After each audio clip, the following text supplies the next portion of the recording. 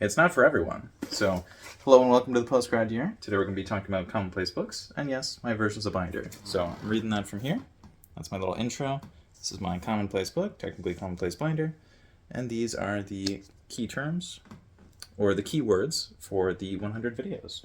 So, number 45 is organization, and since this is 45, organization. So, I'm going to put this down now. It's not for everyone. Why is it not for everyone? Well, not everyone has room for a binder. So if you don't have room for a binder in your house or in your car or wherever you happen to be, it's not going to work out. Sorry.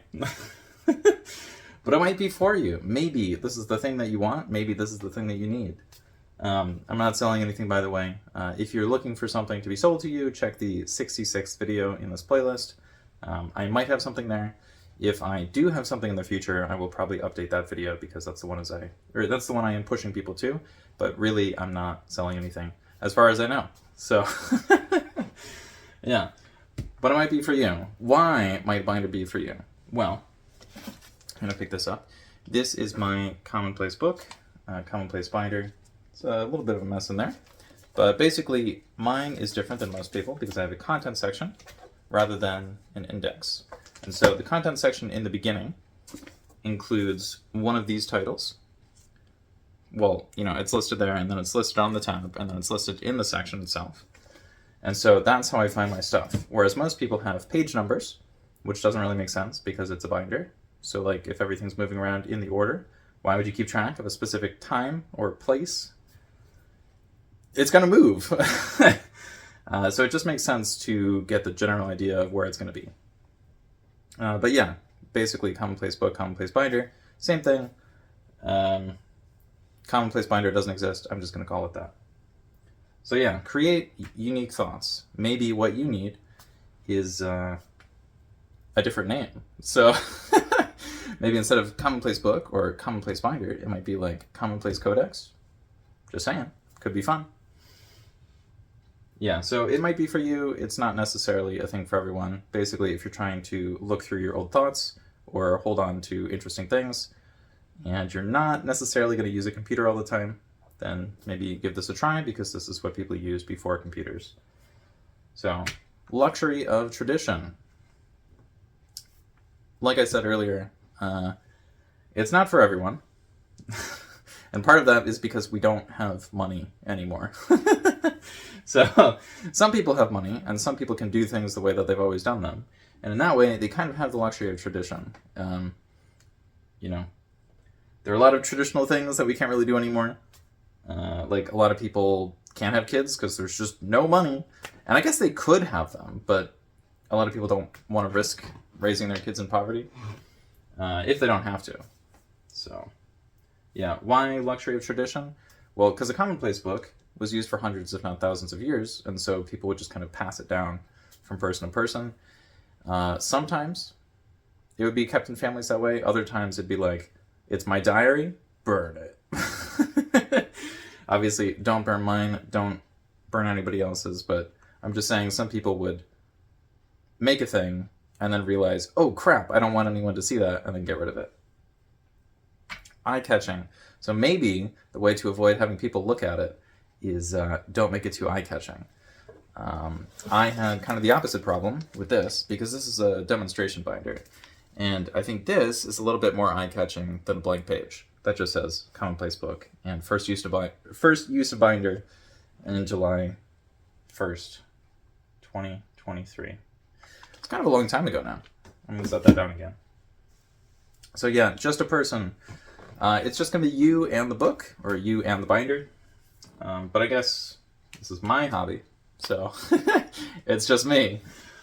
Yeah. So you might record other versions of yourself from a long time ago, but it really is just a person. So let's move on to this. Japanese paper. I do not use Japanese paper. I just use whatever random paper I can get. Because kind of like how I sit here, some people don't have a lot of money. And yeah, I'm on that list. So can't really afford the Japanese paper. In the future, if I had a place to send money to myself, or, you know, for other people to send money in, I might be like, hey, help me out. I'll get some of this fancy paper. Yeah, so I'm not sure if people like it because of the brands or if it is actually better. Maybe I'll find out someday. But you don't necessarily need this to start. You do need paper if you're going to use a binder because, like, how else is that going to work? Short entries. So it might be, oh no, this is too scary. I saw pages in there. That's way too many pages. How am I going to do that? Well, you don't really need to worry about that because as long as you can put a single sentence on a page every day for 3 years, you have written over 1,000 pages. And I assume you're going to skip some days. So even if you only do that for half the days, that's over 500 sentences. even if you only did that for 1/10 of the days for 3 years, like that's, you know, isn't that over 100 sentences? Isn't that like 10 pages? Like, depending on how big your sentences are, and depending how much space they take up on the page, like that's a lot. That's a huge amount of stuff. So don't worry about the short entries. You can make short entries. In fact, I would actually prefer making short entries to long entries, because if you make a long entry, it's more about the other person's stuff rather than your own stuff. And one of the points of this is to have commentary on what already exists. So, oh yeah, community. That's fun. So you can have like a community of just a person. Obviously, a community of people focusing on the same thing would be cool. But if you don't have it, if you're like the only person in your town that's interested in a thing, you know, you can always record your notes and then look through them later. And it can feel like, you know, maybe 1.1 people rather than just one. But that is a big time commitment. So why are you going to do this if you could just have a bot do this? Well, you probably don't own the bot. Maybe you do. Maybe times have changed and everything is open source now. And we're not hurtling towards a cyberpunk future. Yeah. We're going to move on from that. Easily accessible. If it's a binder, you can just grab it. Like I can just go over here. Whoa, look at that. It's a binder. Cool. And I can just go through it. So it's not necessarily a second brain. Sometimes I hear people talk about how this is a second brain. And sometimes I'll be like, yeah, you know, it's a second brain. Sure. Why not? That seems to sell well. But if the bots don't think, why is your binder gonna think? Like, that doesn't make any sense. So yeah, it is like a way to offload a bunch of cognitive things that aren't necessarily working, or they're going to take a long time and you need to look at them later. But an actual second brain, I don't know about that. I should probably read the book Second Brain at some point, because I've said second brain so many times that there's probably at least one person who clicked on the channel and was like, where's the book, dude? Yeah, existing habits. So currently, my main habit is making these videos. Whoa. Might actually be why my voice is so messed up right now. I was hoping that would make it better. I think it did make it slightly better, but not by much. So keeping it going. How am I gonna keep making my videos if my voice is getting all screwed up? Well, I'm gonna persevere. No, I'm gonna drink a lot more water and probably gonna eat a slightly larger variety of food, just in case that's part of the problem. Get lots of rest, and I'm gonna keep getting my work done. So it might be I should be making more scripts or working on outlines rather than just recording more videos. It could be that I went outside and I breathed in some sort of allergen. Who knows? Convert loose paper. So one of the main benefits of a binder is if you're just writing down a sentence on a sheet of paper and tossing it into a random part of your room, hopefully like a tray or a box or something. If the pages aren't already hole punched, you can hole punch them, and then you can just put them inside of a binder. And wow, your loose paper has turned into a binder full of relevant information. And by relevant, it's not actually necessarily relevant, so you'll have to go through it and figure out what's what. But when you're doing that, you could just keep splitting it in half. So like, if a page is relevant to you or not relevant to you, then you could split it into 2 sections. And so that's pretty easy. I think pretty much everybody can do that. And so what you'll be able to do if you have the loose paper is you could just be like, well, this is a food thing, this is a school thing, this is a cat thing. Like, you could just break it down into a bunch of different categories, and then you're not going to have a bunch of random ideas. You're going to be like, this is my philosophy section. And so, like, that's where all the philosophy stuff goes. And you'll make it look like there's actually something there, which will be enough for you to probably actually make something relevant. So, sharpened pencils. Why do we need sharpened pencils? Well, if you use pencils and you sit down to write and none of them are sharpened, you're not going to be able to write. So, if you use a pen, that's not going to be a problem. But if you don't have any pens, good luck with that.